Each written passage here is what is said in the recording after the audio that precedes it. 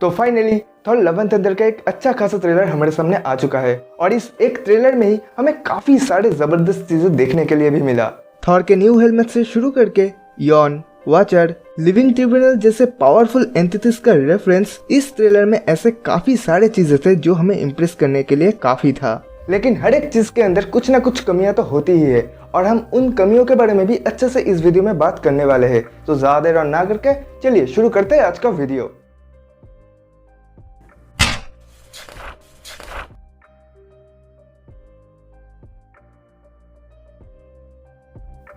अब trailer start होता है कॉर्ड के नरेशन के साथ, जहाँ वो थॉर के स्पेस एडवेंचर्स को कुछ बच्चों को सुना रहा है। अब हो सकता है कि ये जो पूरा नरेशन वाला सीन है वो मूवी में हो ही ना और सिर्फ ट्रेलर के लिए ही बनाया गया हो। मार्वल वालों ने हमें पहले भी ऐसे काफी सारी चीजों को दिखाया जो मूवी में असल में है ही नहीं, और है भी तो वो एग्जैक्ट सेम नहीं है। इसके बाद हमें दिखाया जाता है थॉर के म्योनिर को, जो अब जेन फॉस्टर वाली थॉर की हो चुकी है। अब यह हैरान करने वाली बात यह है कि जब इस सीन में थॉर म्योनिर को अपने पास बुलाता है तब वो थॉर के पास नहीं आता।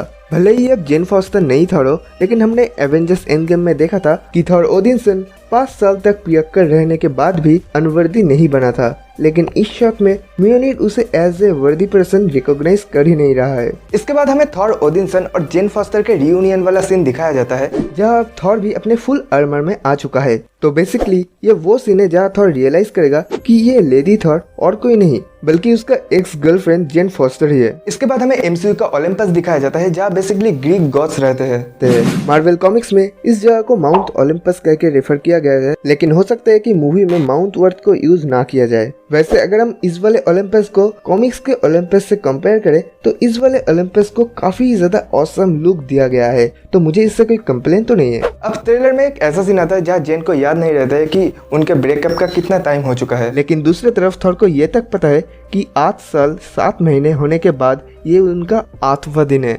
और अब इससे पता चलता है कि लड़कियों को ब्रेकअप से ज्यादा कुछ फर्क नहीं पड़ता, वो 2 दिन बाद भूल जाते हैं, लेकिन हम नहीं। सॉरी, भावनाओं में कुछ ज्यादा ही बह गया था। तो अब टॉपिक में वापस आते हैं। इस सीन में नोटिस करने के लायक 2 इम्पोर्टेंट चीजें हैं। पहला तो ये कि जेन फॉस्टर भी थैनोस के ब्लीप का शिकार बनी थी, और दूसरा ये कि थॉर के कॉमिक्स वाले वर्जन और इस वाले वर्जन के अंदर एक बहुत बड़ा डिफरेंस है। कॉमिक्स में थॉर ने खुद इस चीज को एडमिट किया था कि वो अपने लाइफ के इम्पोर्टेंट इवेंट्स को भी याद नहीं रख पाता है एक लंबे उम्र तक जीने की वजह से, लेकिन देख के लग रहा है कि एमसीयू के थॉर को लगभग हर एक चीज याद रहता है क्लियरली। और पिछले ट्रेलर की तरह ही इस ट्रेलर में भी आप थॉर के दोनों बकरियों को भी नोटिस कर सकते हो, और मुझे नहीं लगता है कि मूवी में इनका रोल बहुत ज्यादा होने वाला है। और अब आता है ट्रेलर का मोस्ट इम्पोर्टेंट पार्ट, जहाँ हमें क्रिश्चियन बेल का गॉड द गॉड बुचर का फर्स्ट लुक दिखाया जाता है, जहाँ वो कहता है कि गॉड्स बस खुद की ही परवाह करते हैं। और देखो, मैं इस डायलॉग को सुनने के बाद काफी ज्यादा खुश था, क्योंकि उसका थिंकिंग पूरी तरह से मैच कर रहा है कॉमिक्स वाले गॉड से। लेकिन अनफॉर्चुनेटली ये बात एक इकलौती चीज बन के रह गई जो मुझे इसके बारे में अच्छा लगा। अगर हम इसके स्वॉर्ड के बारे में बात करें तो ये नेक्रोसॉर्ड तो नहीं है। द ऑल ब्लैक नेक्रोसॉर्ड को ऑलरेडी थॉर रैग्नारॉक में दिखाया जा चुका है, और इस बात को कलेक्टर भी कंफर्म कर चुका है व्हाट इफ के 2nd एपिसोड में। ऊपर से कुछ सीन्स देख के लग रहा है कि इसमें लाइटनिंग की भी पावर है, जो कि बिल्कुल भी कॉमिक एक्यूरेट नहीं है। तो अगर हम कॉमिक एक्यूरेसी के बारे में इतना ज्यादा बात कर ही रहे हैं तो अब बात कर लेते हैं गॉड द गॉड बुचर के लुक के ऊपर। तो मुझे कोई अगर कहता कि ये गॉड को अपने पावर्स मिलने के पहले वाला लुक है तो मुझे इससे कोई प्रॉब्लम नहीं था, लेकिन ट्रेलर देख कर तो ऐसा ही लग रहा है कि ये लुक उसका फाइनल फॉर्म है, जिससे मैं काफी ही ज्यादा डिसअपॉइंट हो चुका हूँ। कॉमिक्स वाले गॉड को देख के ही पता चलता है कि ये कितना ज्यादा खतरनाक है, लेकिन इस गॉड को देखकर मुझे कुछ फील ही नहीं हुआ। तो अब कुछ लोग कहेंगे कि क्रिश्चियन बेल जैसे actor God the God butcher का रोल प्ले कर रहे हैं, तो भाई जैसा भी दिखे गॉड वो अच्छा ही होगा। तो देखो, ये चीज मैं भी मानता हूँ कि क्रिश्चियन बेल एक कमाल के एक्टर है, और वो गॉड के कैरेक्टर को काफी ज्यादा एक आइकॉनिक कैरेक्टर बना सकते हैं सिर्फ और सिर्फ अपने परफॉर्मेंस के दम पे। लेकिन ब्रो, लुक्स भी मैटर करता है। गॉड के लुक को और भी ज्यादा टेरिफाइंग बनाया जा सकता था, उसे थोड़ा और ज्यादा पावरफुल दिखाया जा सकता था, और उसे और भी ज्यादा कॉमिक एक्यूरेट बनाया जा सकता था। और अब इसके ऊपर ट्रेलर के एक सीन में गॉड ये बात कहता है कि थॉर बाकी सभी गॉड्स से काफी ही ज्यादा अलग है। अब इस सीन के वजह से मैं और भी ज्यादा डिसअपॉइंट हो चुका हूँ, क्योंकि गॉड का मरते दम तक यही मानना था कि जितने भी गॉड्स इस यूनिवर्स में एग्जिस्ट करते हैं वो लायक ही नहीं है गॉड्स कहलाने के लिए। इवन थॉर भी, जिसके वजह से बाद में थॉर अपने ऊपर से भरोसा खो देता है, जिसके वजह से अल्टीमेटली वो अनवर्दी हो जाता है म्योनिर के लिए। लेकिन इस शॉट को देख के लग रहा है कि गॉड इस सीन में मर रहा है और मरने के पहले बता रहा है कि थॉर काफी ज्यादा अलग है बाकी सारे गॉड्स से। वैसे इस सीन में अब वैल्केरी के हाथ में ज़्यूस का वोल्थ देख सकते हो, तो हो सकता है कि इस सीन के पहले वाले किसी सीन में गॉड ने ज़्यूस का भी सफाया कर दिया हो।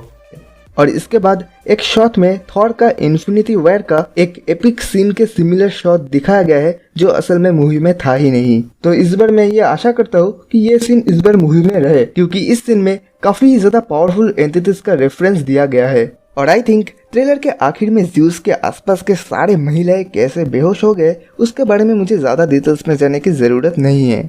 तो ट्रेलर में जितने भी फनी एलिमेंट्स हमें देखने के लिए मिले वो काफी ज्यादा अच्छे थे, लेकिन मूवी का main villain God the God butcher है, तो मूवी हॉरर तो उनका होना काफी ही ज्यादा जरूरी है। और मैं नहीं चाहता कि इस वाले विलेन को भी MCU वेस्ट कर दे।